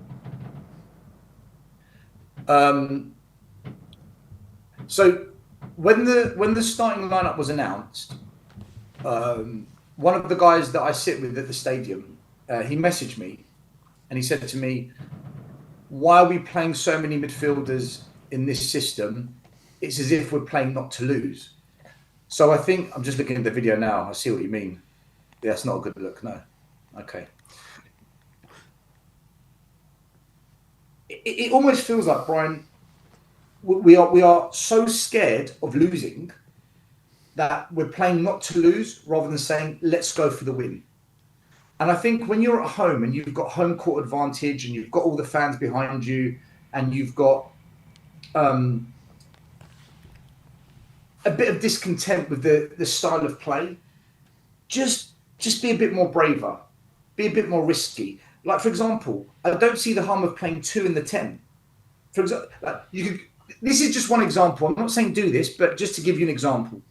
You could go to a back 3 with 2 fullbacks, 1 holding mid, 2 number 10s, and then 2 up top. You could be a bit more courageous, a bit more adventurous. Now, it might not work. The players might still let us down, but at least we're giving it a go. Yeah. And I think the way we set up at home too often is a bit too pragmatic, and I don't think we need to do that. When we go away to Everton, when we go away to Man City, when we drew with Brighton, even if we go to PSG and we set up like that, I've got no complaints, because going away from home is hard no matter who you play. And I totally understand when you're away from home, the home team always have the advantage. But when we're at home at our stadium on a London derby day, and you've got 62,000 fans behind you, go for it, man. You don't have to be and go for it. Everyone on the halfway line, right? Go for it. But you can be a bit more adventurous. And I think we're still, the shackles are still tied. Do you know what, Brian? Last game when I called in, there was a guy that came on, I think, after me or after Ariane. I can't remember actually. One of the guys called in and he said, no, it was the Spurs drummer. Ben and Sim interviewed the Spurs drummer the other day. he said something, and I said to myself, yes, spot on. He said, I love Frank, but Frank's doing things that Frank doesn't do. And I think that's where we're at. I think he got it spot on. Frank is doing things that he didn't do when he was at Brentford. He was a bit more adventurous at Brentford. Pragmatic, but a bit more adventurous. Now, some will say, oh, because he had the players to do it. Well, you had two really good players, maybe three, but we've got a few good players in the attacking role. Kudus is a very good attacking player. I think Bergvall can be a good attacking player. I don't see why we can't give Dane Scarlett a chance up front. And I said it last time, these strikers aren't good enough. They're just simply not good enough at this football club. You might as well give Scarlett a chance until Solanke's back. I also think that it's really difficult for us to be more effective when we're always going to play down the wings, because teams will suss us out. Like Eddie Howe, for example, who would analyse his opposition and set up to nullify them. He would have looked at Spurs and said, do you know what? I don't mind letting Spurs cross the ball into the box because I don't want them to win corners, or I don't. Sorry, beg your pardon. He will stop Spurs from putting balls in the box because that's how we play. He will say, I don't mind you coming inside. As long as you don't win the corner and you want to go down the middle, I don't mind that because you're set up to go down the flanks. So he might allow players to cut on the inside and not just put balls into the box. So I think maybe we've been sussed out a little bit as well. So we need to adapt. And this is what Frank was known for, wasn't he? Like being really good at adapting, really good at mixing it up. We're just not seeing it. And I think there comes a point where, not me, but definitely I know with fans, they're going to start holding it against him. And they're going to say, you're rigid, you're stubborn, you're not that guy. This isn't Brentford. That's what you're going to start hearing a lot more of if the home form doesn't pick up. Because we didn't just lose today. They dominated us, guys. They absolutely dominated us. We didn't even turn up still. We didn't turn up today. Period. And Brian, it will be the manager that gets the blame because all the previous managers got the blame when this happened. Yep. The only thing I'll say to Spurs fans is, yeah, look, it isn't that great. Our league position is still good. How long will that last with the games coming up? And the Champions League is a bit of a concern. We've gone out of a cup. So there's the signs there that this might unravel quick. But what are we going to do? Change a manager? We've got to stick with him for a year and give him a chance to understand what's going on, show us that he can adapt, and hopefully, fingers crossed, over to you, Enoch, bring in some quality players that can play in the front three, that can help the attacking mids. And then, Frank, it's over to you because you've got the players now. So that's where I'm at with it. But I do think if the performances at home don't change, people have paid a lot of money for those season tickets. It can't be we win on the road and we lose at home and we're rubbish at home. Fans will turn. You know what this fan base is like, Brian? Yeah. Right? We can go from, we've got the best manager to get him out in the space of 5 seconds? We're like that. As long as that still, as long as 5 seconds. Mate, honestly, it's difficult because the performances are rubbish. That's what it is. I think if the performances were better, we can swallow a loss. Mm-hmm. All right, we lost to Chelsea. Their manager's been there a couple of years. He spent a lot more money building his squad than what Frank has. Okay, we lost 1-0, but you know what? We were good, man. We weren't. It's a bit like the Newcastle game. We lost, but we were kind of in that game. It wasn't as painful as what it could have been. You need something to hold on to still. You need something, and there's just nothing after that performance. That's the problem. Yeah. I mean, look, Ben, you're spot on. You're spot on. We as fans need something, and I think it actually impacts the atmosphere because when you go 1-0 down and you're playing rubbish, it's very difficult to get behind it. It's very difficult to get up and sing and chant, and because the players aren't giving you anything. The team's not giving you anything. It's a difficult thing for a human being to really get behind something that on the eye, Jesus Christ, we're going to get battered here. We're getting absolutely torn. So Look, Spurs fans, just give the manager a chance and appreciate that we have got some awful attackers at this club. They're indefensible. They really are shambolic. But at the same time, Frank, you're the manager. You knew what you were walking into. You've got to adapt it now. You've got to change this up at home because the fans, they just won't tolerate it.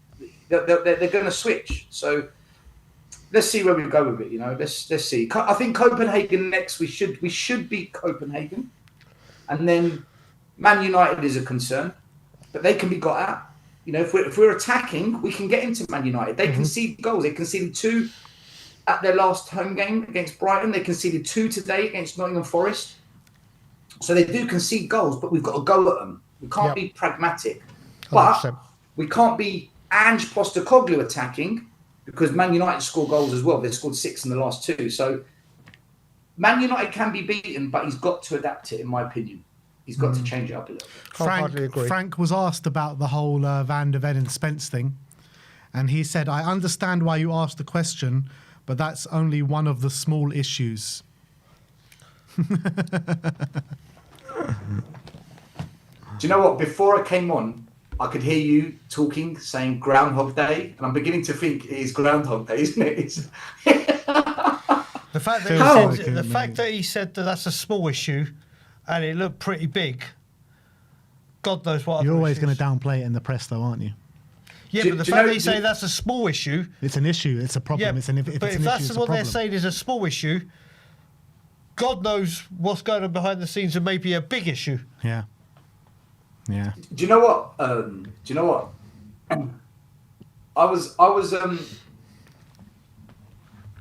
why I give Frank 1 year? Should I tell you my thinking why he deserves a season? It's because in the summer, he needs to walk into that boardroom, sit down with Vinay, Charrington, Paratici, Lange and say, you hired me for a reason.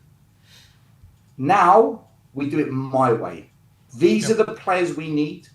These are the caliber of players we need. Those players you've got to get rid of. Those players you've got to keep them. And those players, do what you want. Now, if you don't want to do that, why did you hire me? Listen to me and let's take this club forward. He can only do that in the summer. He can only have that conversation in the summer. If he doesn't have that conversation, he's going to be another yes man. He's going to be just like all the other managers and he'll be gone in a year's time. If he has that conversation and they listen, and we will know by the transfer window, guys. That transfer window that's coming up in the summer, we will know what's what.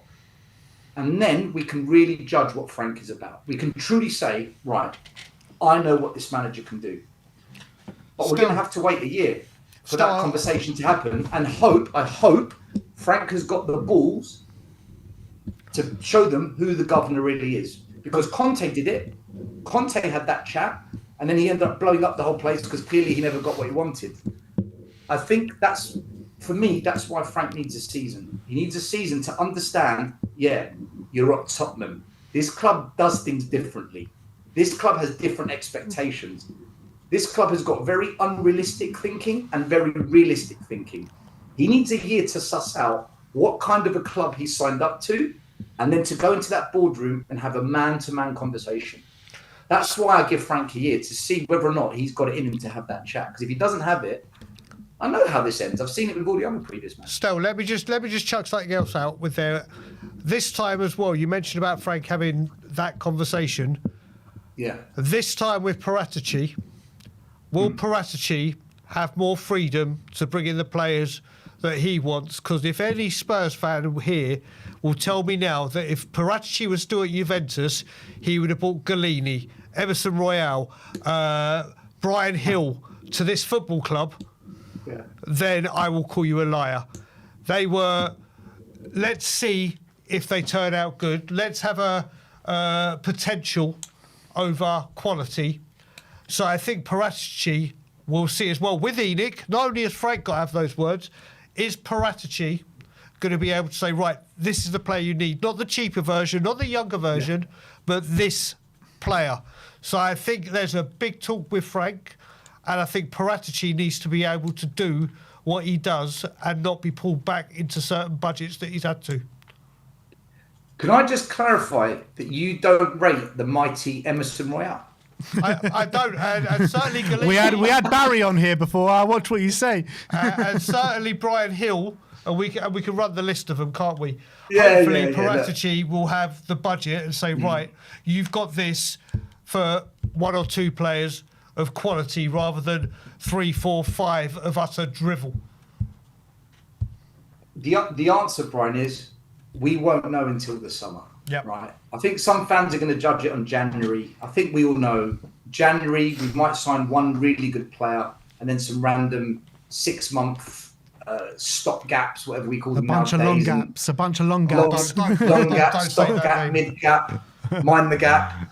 You know, we might sign another 16-year-old, and who knows, right? I just hope we sign either a striker or a left winger in January. But in the summer, we won't know until it comes and we see what signings come through the door. If we sign Paulinias and Mohamed Kudus's, yeah, we know Paratici's been allowed to do his job, and we know that Frank has had that conversation. If we don't get those kind of signings and we get a bit of Mateus Tell in there, a contract extension for Ben Davies whacked in, then we know it's the same old, same old. We know where it will end up. So for me, I'm giving Frank a year to see what happens in the summer, because then I'll know exactly what kind of manager we've got and whether or not Levy leaving was the answer or whether Enoch have to go. And it was Enoch all along. So I can't answer that until the summer, guys. And it's frustrating because we're going to have to go for a very up and down season before we get to that moment. And that's the truth of it, Brian. Now, I think, you know, how many times have we gone Enoch out, Levy out, only for them to pull out something out their backside to buy a bit more time? We're going to have to be very patient and wait to the summer. And that's when we will know what's what with this football club, whether they're genuinely going to take us forward or whether they've just lied to us again and it was all the smoke. You know, what would you call it? Smokes and mirrors? Smoke screen and mirrors? Smoke screens, yeah. Smokes and mirrors, whatever you want to call it. But one last question still, because all the players that you just mentioned, I did notice that you missed out a certain Javi Simmons from that list, who's been pretty horrific since he's joined. So what's your opinion on him?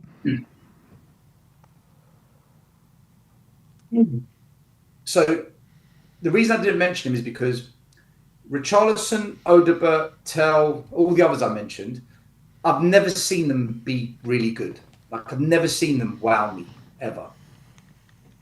Xavi Simmons was a very, very good player in Germany, like really good. And he was a good player on international duty. I know what kind of player he is.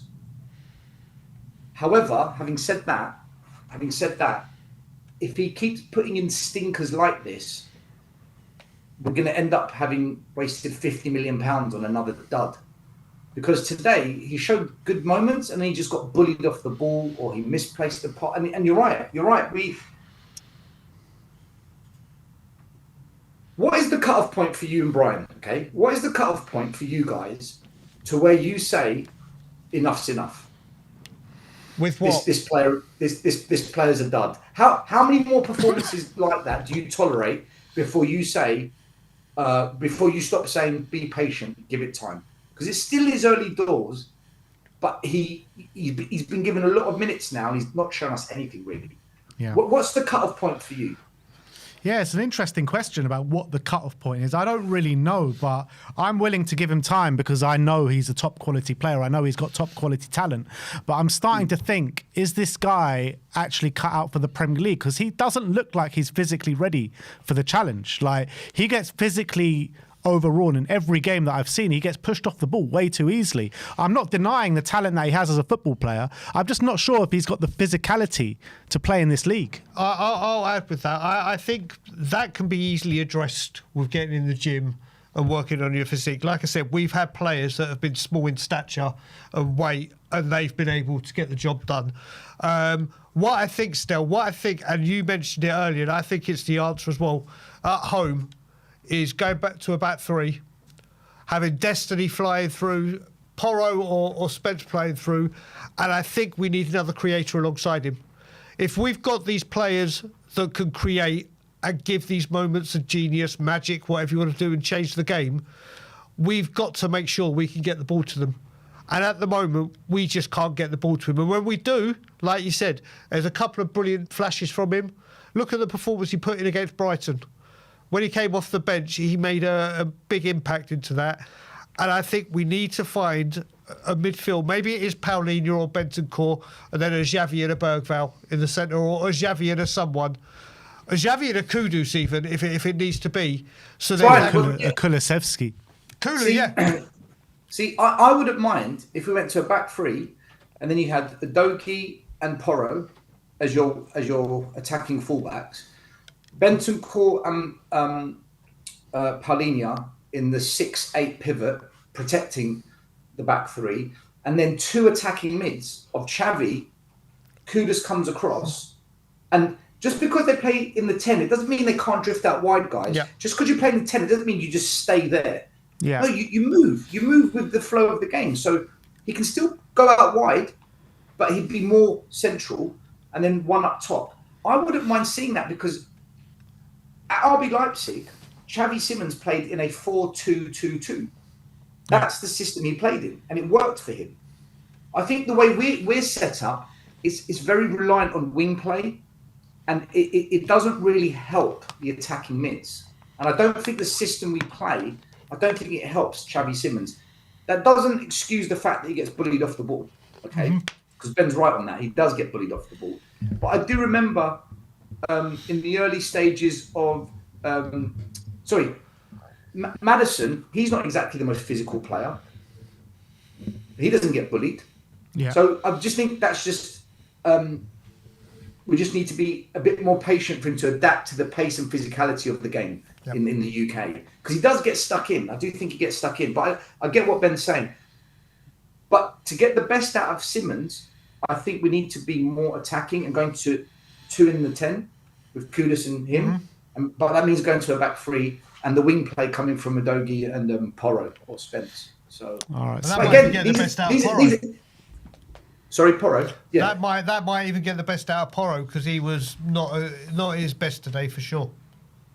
Yeah, because we know Porro's actually a lot better when he's further up the pitch. So, again, these are things the manager needs to look at, and he needs to adapt it. I think if Frank doesn't adapt it in the next month worth of games, I think he's going to get himself into some difficult. 100%. He's going to get himself into a lot of heat with the fan base. I do. 100%. I think it's coming, but hopefully he does what he did at Brighton. He adapts it and he tries something different. And then even if it doesn't work, at least we can say 1 minute, Frank did change it though. He genuinely tried to do something a bit different here, and then we can put it back on the players. So. Time will tell. Unfortunately for us, we don't have the easiest of runs coming up to take a bit of give us a bit of breathing space. Don't worry, Stan. It's all changing at the Emirates. We're going to the Emirates for 3 points, mate. Maybe 3 shots. Maybe that's what we got to go for. But listen, if he goes to the Emirates and gets the result, he gets a massive what's the word? It's almost like he gets a free pass for the rest of the year. Imagine, right? Okay, I'm getting carried away, but let's get carried away. That's what we do. Imagine we beat Arsenal away and Arsenal at home, and that's the reason they don't win the league. Fucking great. Oh, I'd love it. Bill, if he and I is talking about those statues, maybe we'll have to build Frank a statue. I'll be all for it. Stel, thanks for coming on today, mate. Yeah. Guys, listen, look after yourselves, safe journey home, everyone, and let's just try and stick with Frank, guys. Let's give him a chance to change it up a bit and, just adapt it a bit. Let's not be all Frank out and just rubbish, just a bit of a chill pill. Stel, I'll bell you tomorrow. We'll try and work out meeting up ASAP. Yeah, we'll speak. All right, bro. No. All right, guys, good, bro. take care. All good. Like Xavi. See you later, mate. See you later, bro. See you later, guys. See you later. So, a few more quotes from Frank in the press conference talking about the low XG tally, and he said, "Of course, it hurt massively. I've never been in charge of a team that's created that little. I will, of course, look to the matter to make that better." Well, he bloody better. Well, he's got to. And I mean, with him saying that he's never had it that low at a club, shows what he can do. And now he's got to look and find out what he can do to get that up, because we can't have that at home again. You just can't have it at home. Yeah. Let's go to the next guest. Let's go to Rocco. Rocco, how you doing, mate? Sorry, Rocco? boys, I was muted there for a second and I couldn't find out how to unmute. It's all right. How you doing after that slog of a 90 minutes? I fell asleep in the last 5. In the last 5, it took you that long. I don't know how you could fall asleep to that. Me and Brian, I mean, if we had much hair as you, we'd be pulling it out. I had my rug. Yeah. No, it wasn't the best. I'm back with my little black book. Oh, tell us what's gone in the black book I think today. you need a big black book to write, not a little black book for today, buddy. No, there's about 6 pages I could talk about. No, that I'm shocking. We should have been down by 4 or 5 easily. Like if they had their actual striker, if it wasn't a number 10 playing striker, and they'd just finished their chances, we didn't have Vicario, we would be fucking screwed. Excuse my language, but I'm not happy. I know, if Kinski was in goal today, we probably would have held 4. Oh, we wouldn't have been anywhere near 1-0. I spoke to you after the Newcastle game. Yep. And I said he needed to make changes, and he didn't. There was multiple ways he could have. He could have changed the players. He could have changed the system. He could have done anything. He knows this is a big game. It's not like he's a new manager coming to the Premier League. He knows this is a big game. He didn't. I don't really feel like we did anything to try and prepare for it at all. We just didn't move at all. I think you said it during the watch along, and I saw it when I was watching the game. We just sort of were stagnant and just didn't change anything. Mickey van der Ven is a fantastic player, but today he was shit. Some of his passing back just had my heart in my mouth. And I don't know where it's come from, to be honest, because and it worries me as well, like after seeing that performance and then seeing how he acted towards Frank, him and Spence at the end of the game. Spence as well had a shit game. There was a moment where he was dispossessed and then won the ball back and then dispossessed 2 seconds later.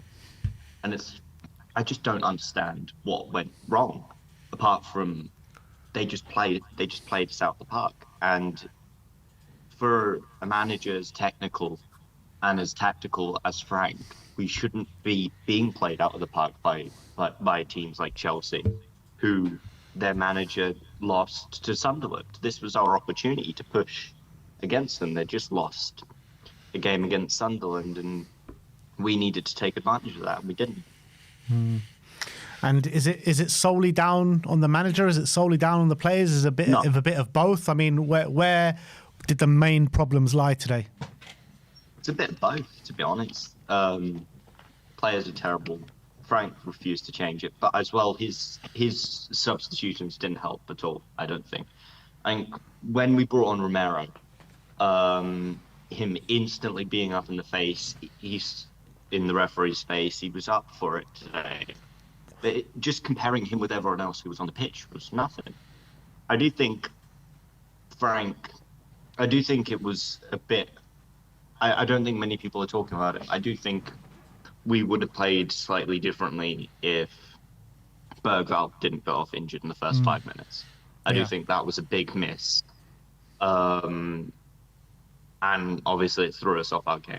Completely threw us off the game, because then we had to bring on Javi, who I don't think is a bad player at all, but I think he needed to miss part of this game. Because his performances recently haven't been the best. But Rocco, the whole point, I mean, Frank's biggest selling point was his ability to adapt, change things mid-game. And if, a bad injury or an injury happens in the 3rd minute of the game, surely he should be able to react to that and adapt in a way to still make us play. 100% he should be, but he didn't at all. I don't understand why, because we saw him at Brentford last year. We saw him at Brentford the year before, and he would do that. Like, that's how he would win his games. It would be just these tactical changes, these different things. And we saw it at the start of the season in pre-season when we beat Arsenal. He played very differently. Then when we played PSG, he played very differently. And we're not seeing that, and I just don't understand why. Could it be, Rocco? I don't want to steal my time. Could it be, Rocco, that he just doesn't have the faith for the players to do it? I mean, like I said, we'll go on about it, and I've mentioned it before. I was one of them. We had so many people saying, "Oh, Sarr has to start. What Frank's doing? Well, Sarr's got to start." Well, he starts. He does nothing. There's been times where Bergvall against where was it? He had Monaco. We need to see more of Bergvall. Comes on first half as an absolute shocker. Does Frank think? And don't get me wrong, he should have adapted today, and he should have, with an early substitution, been able to make the tactical changes. Has he got the players he wants, that he has full confidence in, to play in a different formation that he wants us to play in? I don't think he feels like he can. But then again, I don't understand then why he gave us that hope at the start of the season when he played against PSG. I don't know if that was a test for the players. I don't know what that was, but clearly he's decided that he can't play that. And it has to be down to him thinking that he doesn't have the players. But I think he does, because Johnson, I feel like, can play up there with a Kolomwani or Solanke. I thought Kolomwani was one of our only bright spots today. Obviously, he didn't get anything, but I don't think we gave him enough. And I don't understand the decision to bring on Richarlison. And I think Stelios said it earlier. We should have brought on a Dane Scarlett. There's also been the thing where we haven't had enough defenders to play three at the back. I know Palhinha played there against Newcastle, but I don't think he wants to make that a regular thing. And Romero was just coming back from injury, wasn't fit enough to start. Our defenders are not fit enough. Do you reckon that's waiting on Dragoshin to come back? Dragoshin and Romero. It was waiting. Now Romero's fit. We got enough centre backs to play three at the back. Yeah, but we've got then three. He should so if one of them back up, if he doesn't try it, then he's making a mistake, I think. But there's just something I want to quickly mention. Stelios mentioned about some players, and I fully agree with him to an extent. I think Richarlison should be out the door. And as much as I have seen a lot from Odobert, I think either a loan or we sell him, because I don't think there's enough there. I think he's moved up too quickly from a Burnley to a Tottenham. And either we should send him out on loan or we should sell him, because it's not a left wing we need. We need someone more experienced. And Johnson, you know my thoughts. I think he should play a striker, and if it doesn't work, sell him.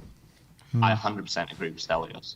And but I think as well, even if the new I know it's not new ownership, but the new people in charge, if they don't want to give us that money, they should be out. But there are alternatives. Think of our two biggest players in the last couple of years were Kane and Dele Alli. They came, well, not Dele, but like Son. You got to mention Sonny. Please mention Sonny. Yeah, Son. But my point here. Kane came from our academy, and Dele Alli was a very young player we brought in, and we threw them in. And think of Dele Alli against Madrid, and it worked. And I feel like we should do that a little bit more with our academy, because we're seeing every week our academy is doing well, or we see them when they leave, they do well. I think we should just be putting more academy players either on the bench or just play them. And we even saw it last year. And I don't agree with the amount of loans that we did at the start of the season. I think we should have kept a bunch of them around. Especially, I can't remember his name for the life of me. The guy who scored in the Europa League for us against Ajayi. Yes, I think he's a fantastic player. And even right now, I think he's fantastic. I think we should have kept him around. even for backup, because I feel like he's a better player than Odegaard, Johnson, and Richarlison. Yeah, I mean, you look at it as well, Rocco. You got people like Jamie Donnelly that would have been the one after Leighton Orient. He can hardly get a game at Stoke now. He should have stayed. Alfie, you got Alfie. There's loads of them, but also you touched on players going out. What I think with players coming in as well. One of the things Spurs or Enoch and Vivian, Charlie, Lange, the whole Paratici, thank God he was good at getting players out. So like I said, these kind of players that aren't good enough and need to get out to generate revenue, to go back in to say, right, Frank, here you go, we'll go get you that player because we bought. I want to see Spurs more ruthless at getting rid of players out the door. Not just, okay, you're going out on loan till your contract runs out, then you can go for free, or we'll wait till you've reached your peak and then you start dropping because of contract length. Spurs have got to be more ruthless at getting players out the door, haven't they? Yeah, we either these players that we send out on loan, we either sell them or we keep them. There's no point sending them out on loan because the loan system that we have had in for the last couple of years has not worked at all on any player that we've sent out on loan. I don't think it hasn't worked at all. It doesn't make them any better. They just keep getting sent out on more pointless loans. And when I feel like there's a couple of them, not all of them, a couple of them who could be contributing to the first team squad who would be better than what we've got right now. Yep. Well, Rocco, we just got to hope for better Tuesday night. The games come thick and fast. Champions League Tuesday night, then Manchester United on the weekend. So we just got to hope and pray. We're beating Arsenal. We just got to hope and pray, man. Hope and pray that Frank makes some tactical kind of differences. And yep. But yeah, thank you for coming on, mate. Big up. See you later, Rocco. Big up to Rocco. And do we have to get this jabroni on? Liverpool are 2-0 up, by the way. I wonder if he's got the list for me.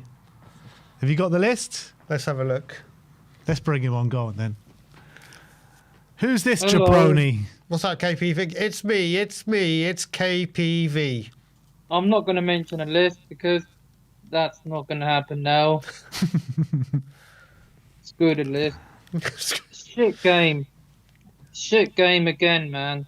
Like, the referee was a disgrace. He should have sent the Chelsea player off, Enzo, and Reece James should have been off through, moaning, and I don't understand how, Chelsea should have had a player sent off a couple of years ago in this fixture. Like I said it. We lose 4-1 and then 4-3, now we're going to lose by 1. They've now kept a couple of clean sheets in this fixture. They've done it under Frank, Lampard, and then 2 under Tuchel. Now, this manager at Chelsea's now got the head over us. We can't seem to beat them. The last time we beat them, as I said, was we had Stellini and Conte. And who do you think was the Chelsea boss? Graham Potter, who Spurs fans were calling for us to want to be our manager. But nah, mate. No, I didn't want him. Thanks. KPV, so, I've got to say, you're going on about the referee and how they should have a player sent off. Yeah, I don't think the referee, maybe a couple of decisions, but it hasn't been a shambolic refereeing decision. It was a Spurs shambolic, and if any red card was to be in this game, it was Bentancur, not Chelsea. Nah. Chelsea, mate, all along. Chelsea. No, they should have had a fix. And actually, when you was in a studio for that game against Chelsea when we won, Ziyech got a red card, then the ref went to the monitor and changed it from red to yellow. What the fuck? Ziyech hit Richarlison in the face and still should have been off. Fucking hell. Why are you fuming about that game still when we played a game today against Chelsea? I'm still fuming, mate, because Ziyech got a red card and the whole... We won that game. Yeah, and the VR changed it from red back to a yellow, and Ziyech... Who cares? We won. Exactly. And, yeah, we won, but then they signed a Man United fan, Cole Palmer. He scores 2 seasons in a row against us. But you know what? If Ziyech would have got sent off that day, maybe they wouldn't have signed Cole Palmer. Yeah, you're right. Yeah, but... And John Terry's now and just uploaded an Instagram post of him at our game, and he said that we invited him to the game. Well, that's bullshit. A guy who I'm not going to say anything else was doing something bad, but for his ex teammate Wayne Bridges' partner, like disgrace, mate. Fuck John Terry. Like I'm going to see Ledley, and Dawson on Friday. So screw John Terry. Fuck off. You shit, and you always will be shit. John Terry shit, and he didn't play in the Champions League final in Munich because he still would never play. He lost to United in the Champions League final. So fuck you, JT. Ledley King's better, and deal with it. So we've got to win Tuesday because a home form in the Champions League ain't bad. It's just the Premier League. Why can't we win at home? These lot always seem to do us. It's not good, and I don't blame the two players that just blanked, Frank Spence and Van der Ven. I don't blame them. They're pissed off, as I am, and we can't sue them. But as you said before he was employed, he always seems to beat them at the bridge. 3 years, seasons on a bounce, he's done it. So we've got to go to the bridge and win, because someone in the chat, and I agree, bring back Dele Alli. He always seems to score against Chelsea. Bring back Dele Alli. Frank, bring Dele back, and bring back Harry Kane. Why should we bring Dele back, who since he's left Spurs through a lot of personal trauma and troubles, but whenever he's been at a football club at the moment, and it could be because of his mental health and personal issues, which I applauded him for coming out and speaking about, we can't bring Dele Alli back. We have to, Brian. No, we don't. No, we don't. But I want him back, mate, all right? And someone in the chat wants him back because of that record against the Scum. He always seems to score. He scored 2 goals in our final season at White Hart Lane, and who assisted him? You guessed it. It was Chris Darleric, sensational. Big up to X. Let's bring all the Poch players back that are in their 30s or whatnot, and hope they can make it. It's not going to happen, buddy. It's not going to happen. We need to stop doing this. Nah, man, I'm sorry, but I can say what I want, and I want that man back, because Toby Alderweireld was on The Masked Singer, and I've just seen it. He was on The Masked Singer. You talking about that player that we signed from Southampton?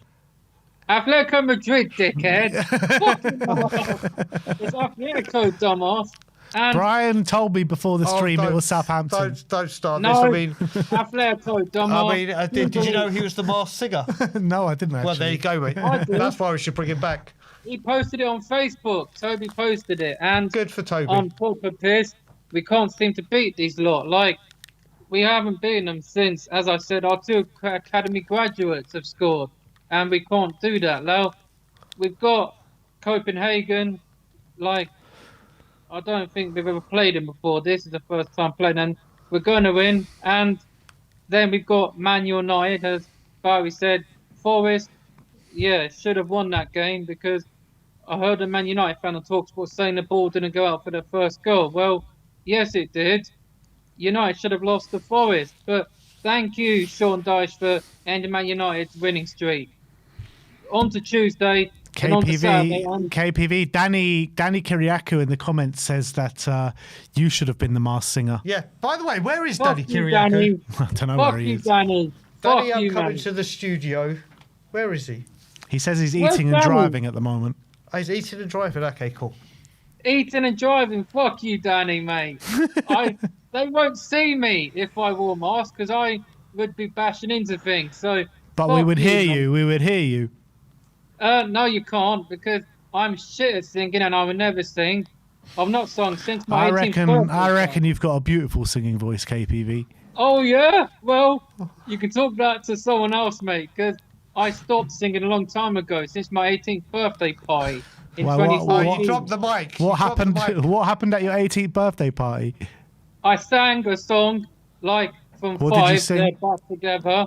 5. What song was it? Everybody get down. 1, 2, 3, 4, 5. I'll help you get down. That one. Are you gonna give us a rendition? Are you gonna give us a KPV? Brian, I sang "Keep on Moving" because I know the words to that song because we had a Halloween party last Friday. Come on, mate. So you know a song that you sang at your 18th birthday party because you had a Halloween party last week. No, dickhead. Like when I was in school, that was after Real Madrid won their 10th European Cup. So what's the Halloween Local party last Ramos. week got to do with anything?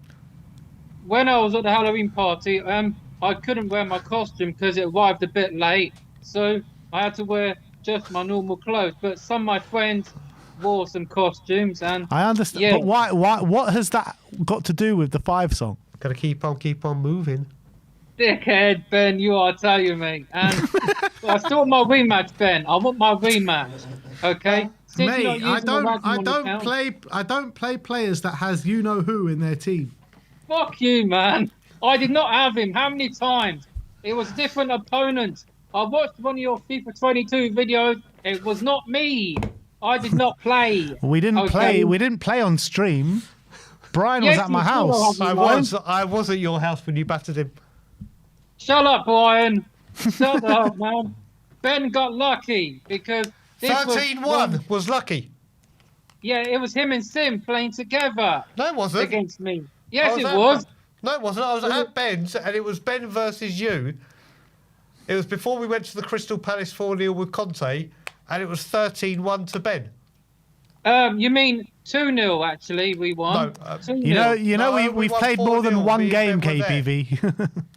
Fuck you, dude. Like, I did not have Judas, okay? Because I've had enough of that guy, and I'm not gonna see him because I'm not gonna ask him the question that Sim asked him about club loyalty, and he's still pissed off with Sim. Like, I'm not asking that question if I was the Sim because I would blank, and I hate the guy. So I don't know why every single Twitter account keeps posting about on this day Judas joined Arsenal. Like, fuck off, man. I don't want Arsenal winning that Premier League or UCL because we need Liverpool City to start winning, and Liverpool 2-0 up as it stands, as you said. And Man City play tomorrow but we need to win Tuesday and You're gonna Saturday. go. And Why don't you sing "Who Let the Dogs Out"? fuck you, man. That was when David Harris said it before the game at Leicester. We won 3-2. Bergwijn got 2 goals. That was when David said it on his channel. Like, where is David Harris? I haven't seen him in a couple of years. Well, I haven't for a few years. See, You I'm should- not going to say Maybe, what he said on the channel because I know what he said on the channel was disrespect, and I'm not saying it because disrespect what he said. Yeah, so I'm not going to say it. But I'm out, people.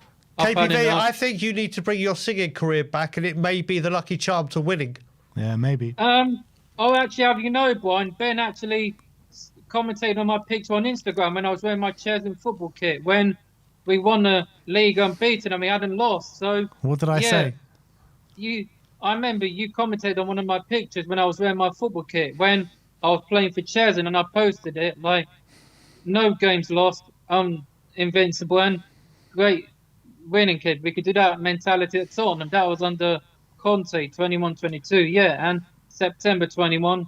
Like, I won a league with Cheshunt. I've won more trophies than Arteta has, so I don't want them lot winning a league. And I said, as I said many times, if they do, I will stay in Barcelona for another year on my 30th birthday, and I will not come back if they do, because everyone knows how much I hate that team, and I know you do.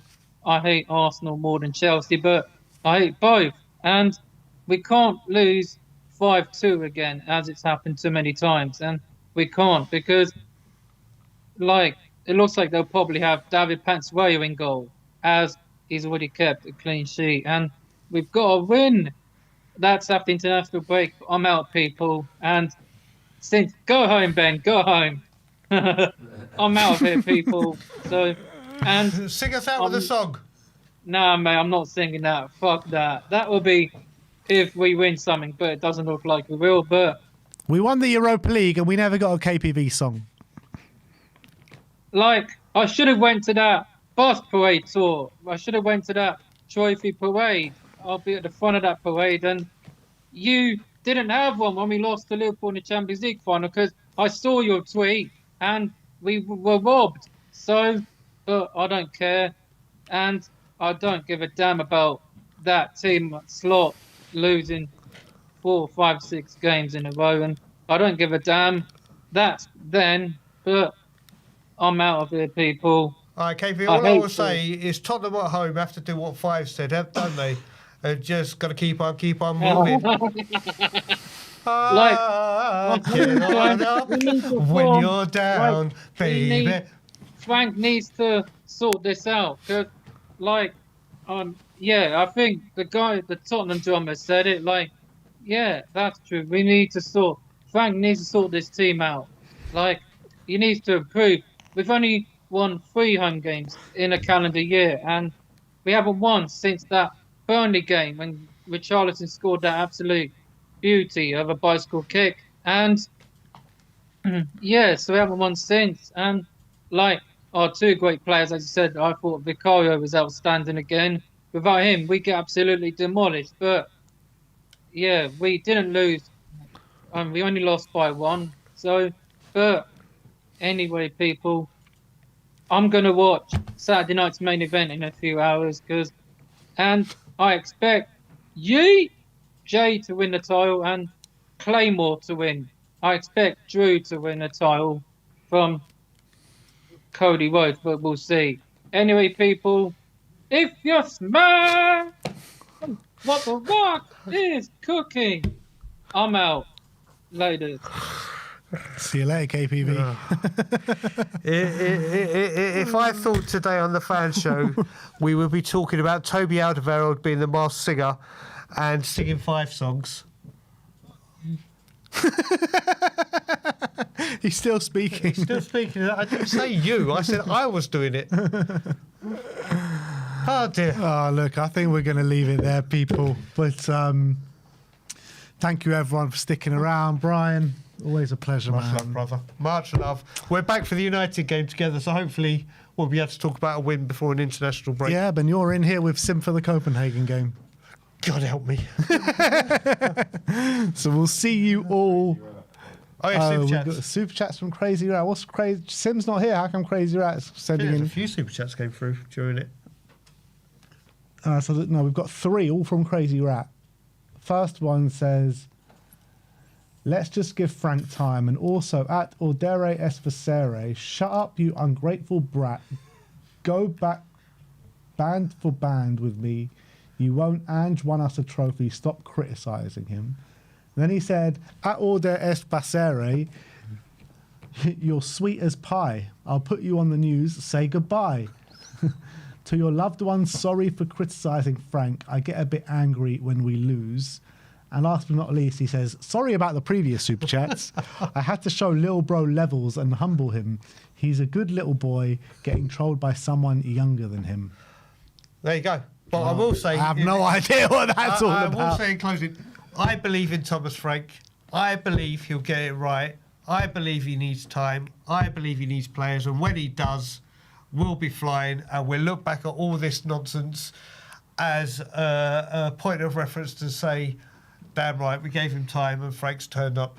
I hope you're right. I also believe in Frank. And we'll see. He desperately needs to change things. Yep, that's agreed. Where it starts. That's the starting point. Agreed. So, because if he doesn't change things and it keeps going the way it's going, then he might not even get the time to get the players. That's the reality. So he needs to change things. But I do believe in him. Yep. But yeah, in Thomas we trust. In Thomas we trust. We'll see you all soon. Like, subscribe and comment. And as always, come on you Spurs.